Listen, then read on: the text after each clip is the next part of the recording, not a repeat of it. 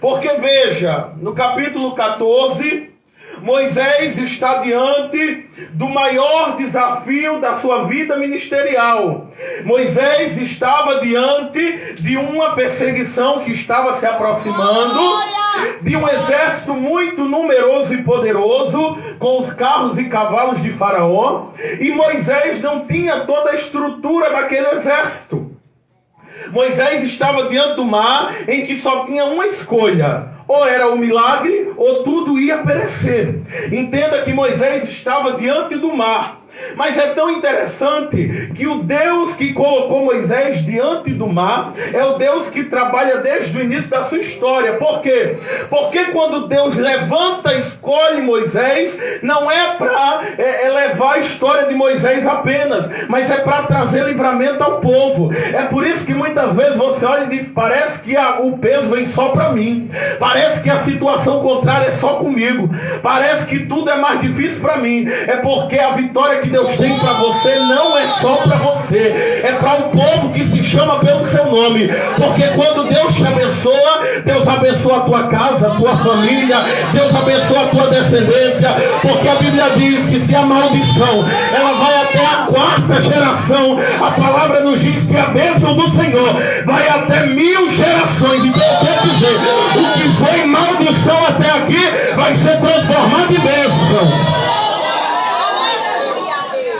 E Deus escolhe Moisés. Deus queria libertar o povo. Existia uma promessa. Diga assim: antes do milagre. Antes do milagre. Tem uma promessa. Tem uma promessa. Sabe por que você está de pé? É porque antes do milagre acontecer tem uma promessa.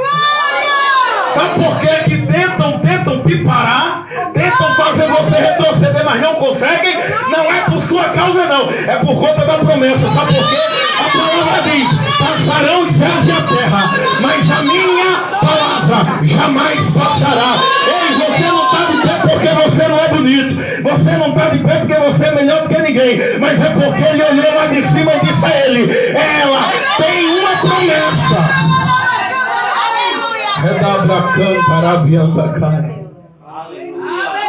Aí Deus olha e diz: eu vou libertar o povo.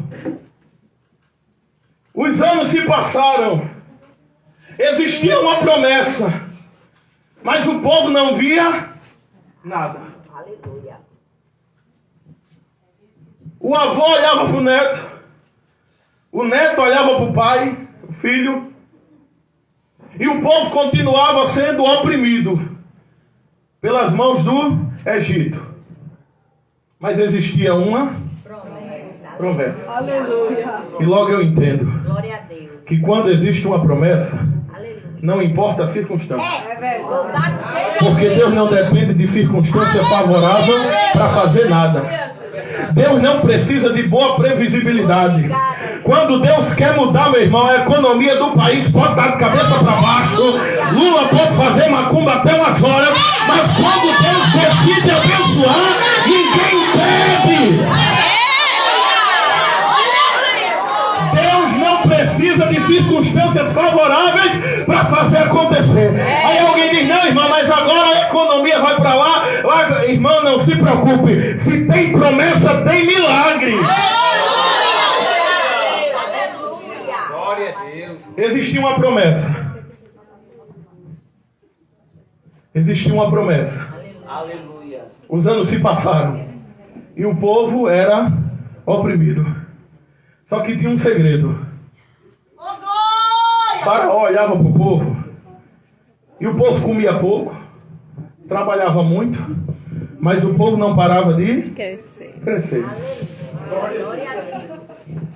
E Faraó sentado no trono ficava doido, porque o Egito tinha fartura, o povo hebreu passava fome, mas o povo não parava de Crescer. Aleluia. Quando Deus dá ordem de crescimento, até o que veio para te matar te fortalece.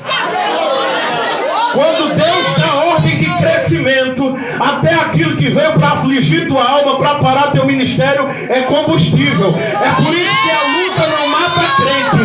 A luta eleva a nossa fé e nos leva ao sobrenatural.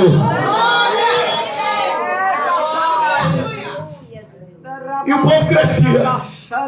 E Faraó doido, irmão. papai. Bota trabalho em cima do povo. Bota trabalho, bota esse povo para sofrer. Mas existia uma Promessa. Aleluia. Obrigada, Deus. E no meio desse tempo, Faraó começa a ter medo do povo. Porque ele diz assim, esse povo vai crescer muito. Daqui a pouco eles vão ser tão numerosos que vão montar um exército, um complô e vão se voltar contra nós. Não vamos deixar o povo crescer, nós vamos fazer o seguinte. O filho dos hebreus, que for homem, a gente vai matar. Por quê? Porque se não há homens, se a gente aumenta a quantidade de mulheres no meio do povo, vai ter uma hora que eles não vão conseguir, porque hebreu casar com hebreu, eles não vão conseguir dar continuidade. E o que é que vai acontecer? O povo vai começar a minar. Porque a estratégia do diabo não era sobrecarregar o povo, era parar o povo. Não pense que a estratégia do inimigo é lhe deixar triste, é lhe matar. Porque ele veio para matar, roubar e destruir. Só que enquanto ele quer matar, Jesus diz, ainda tem vida aí.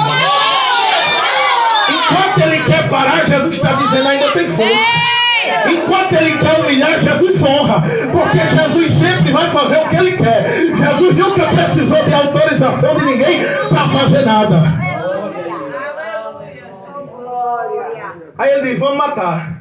Só que qual era a estratégia do diabo? O diabo sabia que o povo de Deus tinha um dono.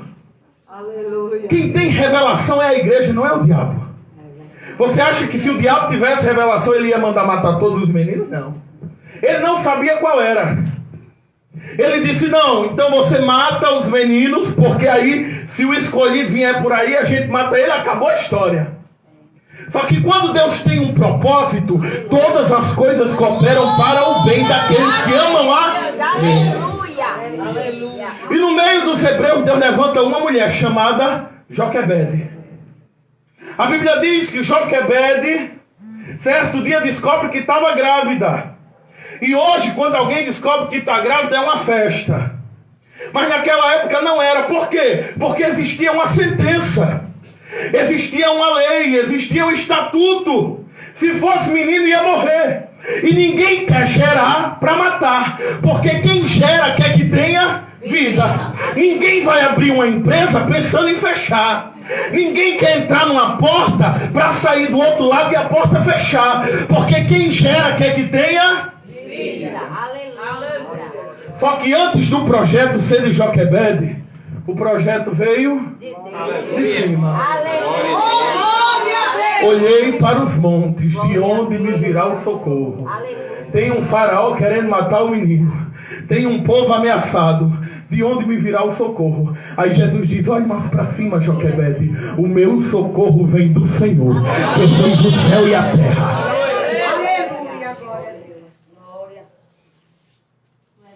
Aí Deus, como é Deus, e Ele é e para sempre será, Ele diz, o diabo quer matar o menino? Pois vou fazer um negócio. O diabo vai criar o menino. Eita Deus! Aleluia! Ele não queria matar, pois quem ele queria matar, ele vai criar. Aleluia! Glória a Deus! Aí sabe o que é que Jesus faz? Joquebede esconde o menino.